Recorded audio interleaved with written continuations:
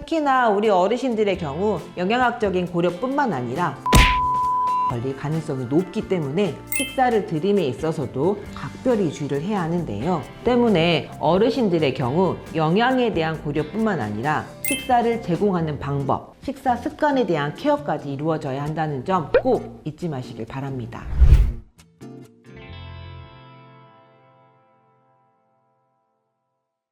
안녕하세요. 세상 모든 어르신이 행복해지는 그날까지 유명언니 이한진 원장입니다. 여러분, 세상에서 가장 슬픈 질병이라 불리기도 하고 당사자인 어르신뿐만 아니라 가족들도 힘들게 하는 질병이 있습니다.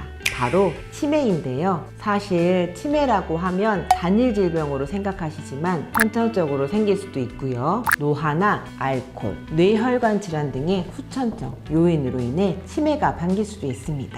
듣기만 해도 무시무시한 치매. 혹시 음식만 잘 먹어도 발병률을 확 낮출 수 있다는 사실 알고 계셨나요? 오늘은 이러한 치매를 예방하기 위해 꼭 섭취해야 할 음식과 피해야 할 음식에 대해서 이야기해 보고자 합니다.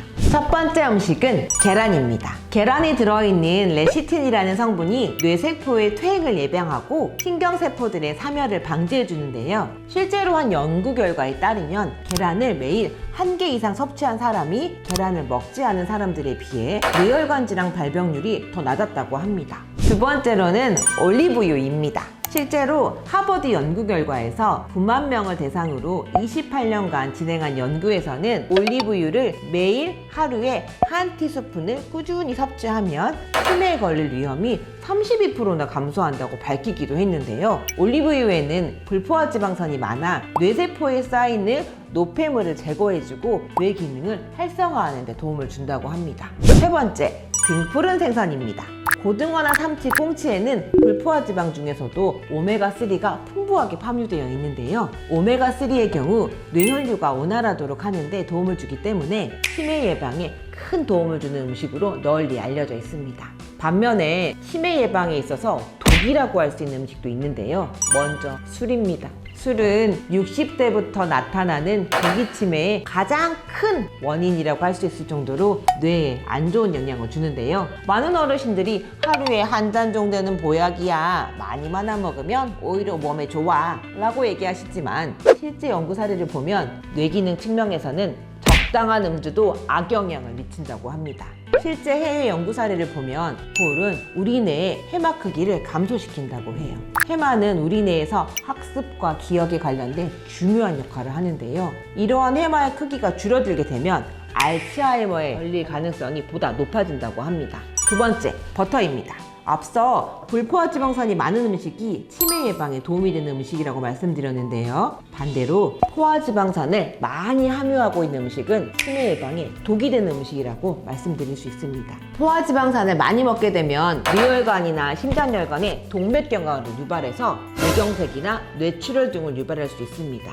우리의 뇌는 혈액에서 공급되는 영양분을 이용하기 때문에 이러한 혈관이 막히게 되면 치매에 걸릴 가능성이 높아지게 되는 것입니다. 세 번째는 탄산음료입니다. 몇몇 어르신 중에 탄산음료를 소화제처럼 식후에 꼭 드시는 분이 계신데요. 탄산음료에는 정말 많은 설탕이나 액상과당이 함유되어 있습니다.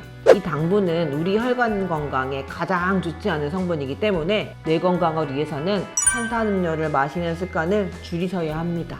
이 외에도 영양학적으로 보았을 때 정말 다양한 식재료들이 치매 예방에 도움이 되거나 혹은 독이 되는 경우가 있습니다.